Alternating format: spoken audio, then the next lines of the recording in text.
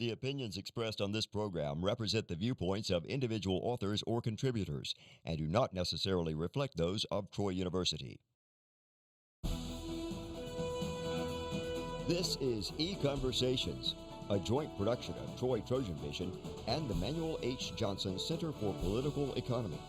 Now, here's your host, Dr. Dan Sutter. Hello and welcome to EconVersations. I'm your host, Dr. Dan Sutter of the Johnson Center for Political Economy at Troy University. Money is indispensable as a medium of exchange, and throughout its history, the form of money has changed and evolved. As banking and finance has moved online, it only makes sense that money will frequently be virtual as well. The Federal Reserve and the U.S. Treasury Department are exploring the potential for a central bank digital currency, or a digital dollar, that could potentially replace our current dollar. Over 100 countries and the European Union are also exploring the possibility of a central bank digital currency as well. What would be the economic benefits and costs of such a move, or a digital dollar? Joining me to talk about this on the show today is Dr. Scott Burns. He was a professor of economics at Southeastern Louisiana University in Hammond, Louisiana. He earned a bachelor's degree from LSU and master's and PhD degrees from George Mason University. He's published over a dozen journal articles in outlets like the Journal of Institutional Economics, the Journal of Regulatory Economics, the Cato Journal, and the Journal of Private Enterprise. Prior to teaching at Southeastern Louisiana, Dr. Burns taught at Troy University, and he was part of the Johnson Center. So welcome back to EconVersations, Scott. Thank you, Dan. It's really good to be back on. Well, let's get started here. And I mentioned that money's a medium of exchange. That's a term we certainly introduce to our students in economics. But remind us briefly, what exactly does a medium of exchange do for us? Well, I think a good little thing to add to the beginning of your description is that money is a commonly accepted medium of exchange. There's a whole bunch of things that we could use as medium of exchange. That just means things that we can use to facilitate trade. We can think about things like barter transactions. You and I can conduct barter transactions where we are trading one good for another, but that's extremely costly to try to do that. If you and I are trying to engage in barter transactions where you trade me your tie in exchange for my suit, which would be a very bad trade, by the way, but nevertheless, those are very difficult transactions to conduct because we have to find goods that both you want, that I have, and that I want, that you have. That's not always going to be easy to do. It's a lot easier to engage in trade with people when there's a commonly accepted medium of exchange. One good that we know that everybody values, or at the very least, even if we don't want to directly consume it ourselves, we know that we can easily trade it in exchange for things that we actually want. This is a big reason why, Dan, things like gold and silver naturally emerged over time as money, as commonly accepted mediums of exchange, because even though you and I might not eat gold or silver, we might not use it to build our houses or our toilets or anything like that, we know for a fact that if we trade and receive gold and silver in exchange, it's pretty easy to trade that for the things that we want. And so that's the idea behind money. Money facilitates exchange. The way that we phrase in economics, money reduces transactions costs. It makes it easier, in other words, for us to engage in transactions and get the things that we ultimately want. We mentioned gold and silver. Those were things that kind of naturally emerged over time as money because they contained all the key characteristics that people look for in money. They're portable, they're divisible, you can break them into smaller and larger denominations, they're fairly uniform in value, etc. But as you're kind of alluding to, money evolves a lot over time, and now most of the money that we use doesn't come in a physical form, like that gold and silver coin that we might have used 500 years ago, or even like the physical pieces of paper, the cash that we use today, and that we've used a lot over the past century in the U.S. economy. Now I'd say the vast majority of transactions are not conducted using paper currency or coin. They're conducted digitally. And so the question that we're really getting into today with central bank digital currency, you're going to hear me say CBDC sometimes, it's kind of an abbreviation for central bank digital currency, but that's basically the Fed, the Federal Reserve, the central bank of the United States, their way of trying to get into this digital money market and provide their own form of digital money rather than relying on private banks to offer it instead. So let's talk about one thing you mentioned about money going online. People hear about Bitcoin and cryptocurrencies, and they might think, well, once you think of a digital dollar, Is that just another form of Bitcoin or cryptocurrency, or what's the difference? So there is a key distinction. Central bank digital currency is dollar denominated, and Bitcoin is not. What I mean by that is basically this: even though they're both potentially digital, with something like Bitcoin, Bitcoin is its own kind of form of money. It's not denominated in dollars. It's true that a lot of people who transact in Bitcoin very quickly will cash that out into dollars, but you actually don't denominate anything. You don't have to denominate Bitcoin transactions in dollars. It's kind of its own monetary standard, if that makes sense. Its own form of what we in monetary economics might call a basic or outside form of money, something that's not issued by the banking system, that's treated as an ultimate form of money. Central bank digital currency is different because it is ultimately denominated in US dollars. It's not a separate form of outside money. And one of the benefits to the US government of that is things like Bitcoin are kind of a threat to the US dollar, at least potentially. If a bunch of people stopped using dollars and started using Bitcoin, then that would threaten the US's reserve currency status. It would threaten a lot of the kind of influence that the Federal Reserve has over not just the U.S. banking system and money supply, but the global monetary system. But central bank digital currency wouldn't do that. It's still dollar denominated. It's not a separate form of money. It's just another payment mechanism, basically. And so that's one of the reasons why the Fed is interested in this. They see the competition coming from not just Bitcoin, but all the other cryptocurrencies out there, and even other central banks talking about experimenting with cryptocurrencies and central bank digital currency. And the Fed's basically saying we want to be ahead of the game. We want to stay ahead of the game and potentially offer these services ourselves so that other countries, other central banks, and other private companies and monetary issuers, cryptocurrencies, don't beat us to that digital marketplace. And it's important to remember that at this point, the Fed is only thinking about the possibilities with a central bank digital currency. There's nothing, certainly any kind of concrete plan. So as we talk about some of these aspects, nothing's written in stone in terms of, or even whether we're going to go forward with a digital currency. So we're going to be talking about some possibilities here. These are not necessarily the certainties of what's going to happen. Right. And one level where there's some distinction about where the path that digital currency or digital dollars could go forward is a distinction between a retail central bank digital currency and a wholesale central bank digital currency. So if you could explain for us what this difference would be. Yeah, that's a very important distinction. A retail CBDC, a retail central bank digital currency, that means that a central bank, like the Federal Reserve in our case here in the United States, would be offering these CBDC accounts directly to the public, cutting out the middleman of bank, in other words. So what that basically means, if you have a retail CBDC, then in theory, you could open an account at the Federal Reserve, the central bank of the United States. Right now, you and I as private individuals, we can't do that. The Federal Reserve is what we might call a banker's bank. It's a central bank, basically meaning that it serves as the bank for all the banks in the banking system. It's how banks settle payments between them. It's where the clearinghouse is located.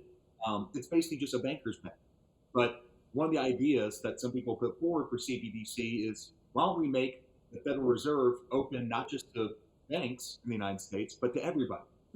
Some people call this central banking for all or banking for all. They talk about ideas like Fed accounts, which is basically just this idea of letting ordinary individuals open up a savings account, a checking account at the Federal Reserve itself, cutting out the middleman of using private banks themselves.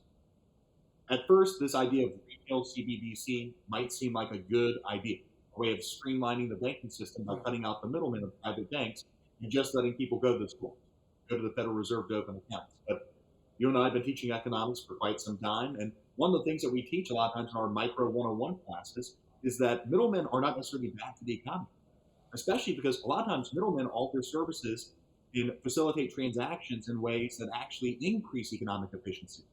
Just to use an example, Amazon doesn't really produce anything directly itself. Right. Amazon is mostly a middleman. They're facilitating transactions.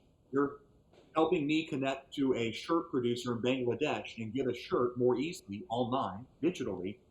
And I wouldn't be able to do that myself. I'm not going to get on a plane and fly to Bangladesh to price compare shirts made there versus here, et cetera. So you would agree that Amazon and eBay and companies like that provide really efficient middlemen services. The same is true of banks. Private banks are much more efficient at offering the financial services that we benefit from. In fact, one thing that we'll talk about too is most of the innovations in money that have been really good for us, whether it's a movement to digital money, a movement away from just using cash, gold and silver coins, to using things like checks and deposit transfers. Probably 95% of the transactions that you and I engage in on a daily basis, Dan, are transactions that were made possible by innovations by private banks, using forms of money that are liabilities of or issued by those private banks. And so I worry sometimes that the idea of CBDC, that we risk throwing the baby out with the bathwater. Yes, these new digital innovations and payments are a great thing, but I don't want to throw out the private banking sector with it, or at least reduce the scale and scope of the private banking sector by having the Fed get involved here, because that is one of the risks of having retail CBDC. If I can use a metaphor real quick, because I want to make sure to wrap up this point about what retail CBDC is. The analogy I like to think of whenever people talk about retail central bank digital currency, so offering digital currency directly from the Fed to you and me, ordinary citizens, is kind of like the public option in healthcare terms. A lot of people who want to have universal healthcare access, for instance, make the argument that we should just have the government offer a public option to Americans, and then we as individuals can choose between using a private insurance plan or getting our insurance directly from the government, from that public option. One of the problems, though, with the public option, at least potentially, is that if the government and its insurance plan doesn't operate by the same rules and the same kind of competitive standards that private insurance companies do, then it could very easily devolve into a single-payer monopoly in the healthcare system, because if the government public option is subsidized by taxpayers, and again, if it's to be insulated from the types of kind of competitive standards that private issuers have to abide by, then there's a chance they can monopolize the entire playing field. They're not playing on a level playing field. The same thing's true in this debate. If CBDC becomes kind of like a public option for opening a bank account, but we don't force the Fed to operate by the same rules and standards that private banks do, then I'm worried that a lot of people might take their money out of private banks, put them in deposit at the Fed, and that could be really disastrous for the economy, because private banks tend to do a much better job of making loans. They have a profit motive to make sure that they don't issue a whole bunch of bad loans, that they're investing in small businesses and new ventures that have the best chance of promoting growth in the American economy. I worry that we put that at risk if we introduce things like a retail form of CBDC and allow the Fed to play on a separate playing field that's not fair. Well, yeah, you mentioned Fed accounts, and I know you've written about Fed accounts in the past, and my thought is always sort of like, well, that's, the government's postal service doesn't sound like such a great idea, so I'm not sure that banking from the federal government is a great idea either. But we also mentioned that there's a wholesale potential here, and so if you could a little bit elaborate, tell us a little bit about what the wholesale alternative would be. Again, these are paths that might, if we go forward with a digital dollar is what I'll say, the different possible paths for us. So a wholesale central bank digital currency basically just means that the Fed would offer its central bank digital currency only to other banks and fintech payment providers. Rather than offering it directly to you and me, it would basically keep the current relationship it has, which is only offering those accounts to banks and potentially, and this is one thing I would like to see, fintech payment providers. So kind of new fintech companies, whether it's Venmo, Square Cash, Apple Pay, PayPal, etc., having them be the ones who have the ability to open up CBDC accounts at the Fed. This is my preferred approach, like I said. The reason I like this approach more is because it actually does a better job of maintaining competition while promoting innovation. In fact, it might even increase both competition and innovation, because if they do what I just suggested, which is the Fed, instead of only allowing basically big banks or formally chartered banks, right now the Fed only allows banks to have access at the Federal Reserve. There's some minor exceptions, we won't get into that, but it's basically a banker's bank. I would like to see them expand that access to these fintech companies I just mentioned, because I think those companies are very well positioned to do things that maybe currently big banks can't do economically. I think that those fintech companies have a comparative advantage, for instance, in offering services to people who are currently financially excluded, that don't have a bank account, that don't have a savings account of any type. Those people might be weary of opening up a bank account at Chase or JP Morgan or Wells Fargo, but a lot of them have cell phones. Basically, everyone in the United States has a cell phone today. Mhm. Doesn't even have to be a smartphone necessarily, but most Americans have smartphones. And a lot of these fintech companies, instead of trying to get people to go to the bank and open an account, they've brought the bank to you through apps like Venmo, Apple Pay, PayPal, etc. You now don't have to walk into a bank to have basic financial services to open up a savings account. And I would like to see, with this wholesale CBDC idea, I want to see the Fed expand its offering so that it's not just banks who have access to opening accounts at the Fed, but also some of these companies as well, because I think that has the best potential to increase financial inclusion. If I can use another metaphor, just use the public option to talk about retail CBDC. The analogy I like to think of when it comes to wholesale CBDC would be something like school choice. So in the education system, most people agree that we want everyone in the United States to have access to an education. But there's different ways that we can offer people an education. One of them would be to have basically say, okay, only the government's going to provide schools to kids. In America, we tend to not like having just one option. And so another way of offering education is to say, okay, we're going to have basically a public option in education. We're going to have public schools that are directly provided by the government themselves and run by the government itself. But we're also going to have private competition. We're going to have private schools, whether it's religious schools, whether it's, you have charter schools and a whole bunch of kind of innovations that people have more choices. I see that as being more what this wholesale central bank digital currency approach is. It's expanding the options that people have, not just using central bank, not just using private banks to open up bank accounts, but also having access to a lot of these new fintech companies. That's kind of my preferred approach, because we as economists, we tend to say that more choice is better. The more choices that you give consumers, the more likely you're going to see good competition, breed good innovation, companies having to compete with each other to offer better services. I think that we have a better chance to do that if, instead of the Fed trying to directly get involved in this game and potentially, reduce competition in the private sector, have it expand competition in the private sector by offering these wholesale services to more fintech companies. So now that we've talked about what a digital dollar might be, let's get into some of the economic benefits or possible costs of this. And I think there's three areas we want to touch on here. One's going to be what we'll call negative nominal interest rates. We'll have to explain that a little bit. And then there's this reserve currency status, that especially with competition between different nations that might go down this path. And then we want to talk about some privacy concerns. So first of all, I'll talk about negative nominal interest rates, because this is something that is really sort of more in this area of monetary policy and not necessarily any kind of interaction with individuals in the banking system or with using cash. But it is something that at least some macro monetary economists think might be a beneficial thing from a policy standpoint. So if you could explain to us, first off, what a negative nominal interest rate might be and why that might be something we could have possibly with a digital dollar. Right. So when you and I have deposit accounts at a bank, we typically get paid interest on those deposit accounts. Admittedly, it's not very much interest. Banks haven't paid much more than about 0.5 to 1% interest over the past 20 or 30 years or so. But in theory, one of the reasons why you put your money in a bank and open up a deposit account is so that money is not just sitting idle under your mattress, not earning any interest. You want your money to earn interest.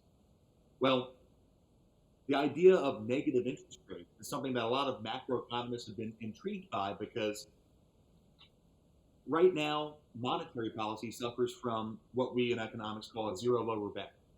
In other words, whenever there's especially like a recession going on, typically during a recession, the Fed wants to print more money in order to lower interest rates and give people an incentive to take out loans if they want to start a new business or grow their company, buy a new house, buy a new car. Typically, that's kind of the mechanism through which monetary policy increases spending by lowering interest rates in the economy. Problem is, interest rates can only fall to zero, because as of right now, the Fed doesn't have the ability to have negative interest rates. It can drive interest rates as close to 0% as it can, But if the Fed did try to charge you a negative interest rate, and if your bank tried to charge you a negative interest rate on your deposit account, what would you do? You would just cash out. You take your money out because cash earns no interest. So you'd much rather, in other words, have cash under your mattress than have deposits in a bank where every year there's a negative 1% interest rate, for instance. Mm-hmm. You're losing 1% of that deposit balance. So that's what we mean by the zero lower bound. In theory, interest rates can't fall below zero. Fed can't drive interest rates below zero because if they tried to, people could always cash out and just put cash under their mattress, and that'd be a disaster for the economy. There'd be bank runs and panics. There'd be no more private sector lending by private banks to private businesses. You'd get a replay of what we saw during the Great Depression. That'd be a terrible thing. So a lot of economists have kind of theoretically toyed around the idea of saying, okay, if we could just get rid of cash, but people didn't have the option of cashing out. If they only had digital forms of money, especially something like the CBDC that we're talking about, if people have nowhere to run, then we can actually charge them negative interest rates.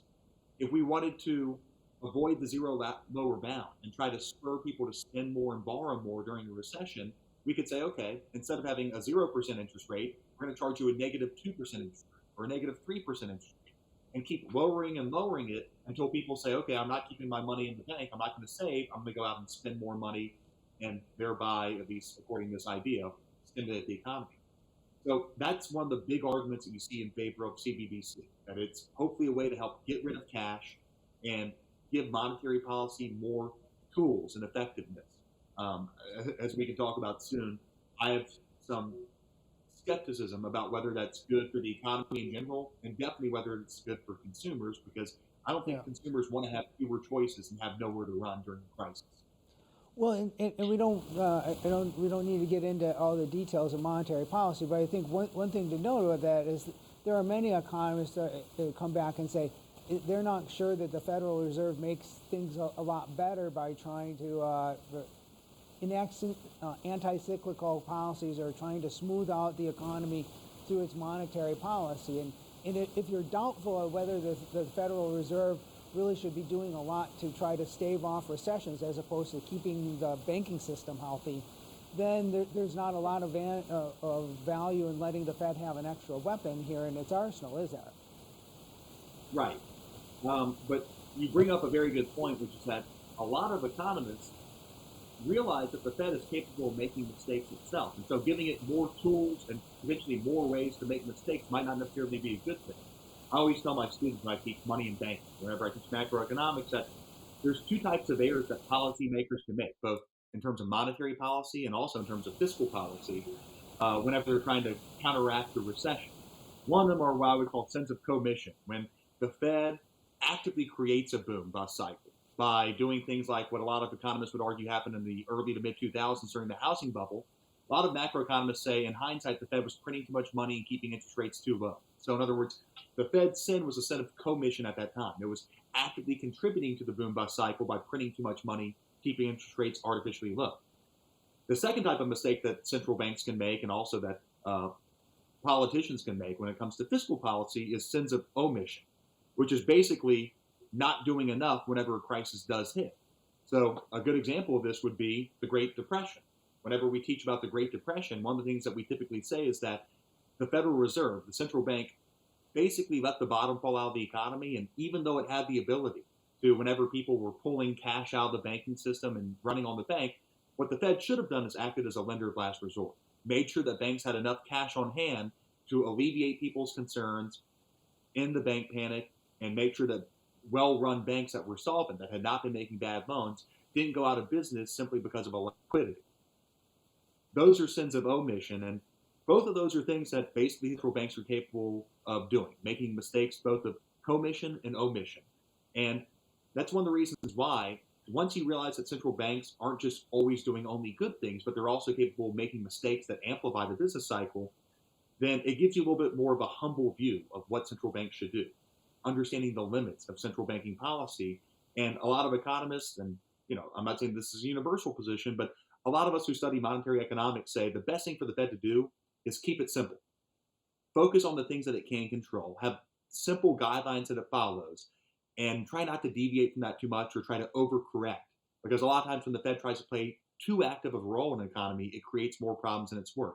I want to use another kind of metaphor real quick that I like to use with my students, and that's the driving. So one of the pieces of advice that you probably give your kids whenever they turn 16, they start to drive, is that if they ever do kind of go off the road a little bit, what's the worst thing they can do? Overcorrect. Try to snap the steering wheel over, because then you run the risk of potentially flipping the car, getting stuck in kind of a rut with one of your tires, and basically creating a much worse problem for yourself. Usually, if you go off the road a little bit, you want to try to stay calm, stay the course, not go any further off the road, but kind of gradually get back onto track, right? That's true of monetary policy too. And I worry a lot of times with monetary policy that we're too quick to overreact. The Fed is amplifying the business cycle both through the sense of omission and commission, when in reality, what we need is guardrails that simplify the Fed's task. We only have a couple minutes left here. I do want to get into some of the privacy issues that have been raised, because cash on one level allows people to make some anonymous purchases. You can't track cash very well, and that has advantages and disadvantages. And so, talk a little bit about the potential loss of privacy or anonymity, and whether that could be an important consideration. Yeah, I think this is one of the best critiques of central bank digital currency, is that even though central banks have tried to say that they're going to allow for a certain degree of privacy, ultimately this is opening an account at the government's bank, at a central bank. And there's a lot of reasons to think that governments are going to use that power. They have more control over people's accounts and over the banking system, to kind of use that as a backdoor to, basically impinge on people's financial freedom and their privacy. So it's certainly one of my concerns. It's a big concern that even though you've mentioned a number of central banks have talked about CBDC, none of them have found an effective way to earn the public's trust yet. There's been examples of countries like Ecuador that have already experimented with something like CBDC, the central bank directly offering digital accounts, and it failed within 3 years in Ecuador. It lasted from 2015 to 2018 because of a lack of public trust, because people valued their financial privacy and they didn't trust that the government was going to respect their privacy or offer better services than the private banking sector. So those are very valid concerns. And at some level, we can't avoid, if people have some privacy, then they will sometimes, some bad people or some people will use things, that privacy, to help fund things that we don't like, whether it be terrorism or buy illegal drugs or child pornography. There's limited ability to crack down on that without also making ability to violate privacy in other ways, right? Right. I always say I worry about throwing the baby out with the bathwater. It's true that if you have more digital payments and things like cryptocurrencies, then that will help sometimes people in the illicit market and the underground economy more easily facilitate transactions. But that's 1% of transactions. You don't want to hurt the 99% of people who would benefit from these technologies by making it harder for them to transact. And so that's something that I definitely like to remind people of, is don't throw the baby out with the bathwater when it comes to these regulations. Well, I think that's a good point, a great point to finish with here. Well, thanks so much, Scott, for coming on and talk about this with us. And thank you all for joining us. Join us again next time on the next EconVersations. This has been EconVersations, a joint production of Troy Trojan Vision and the Manuel H. Johnson Center for Political Economy at Troy University.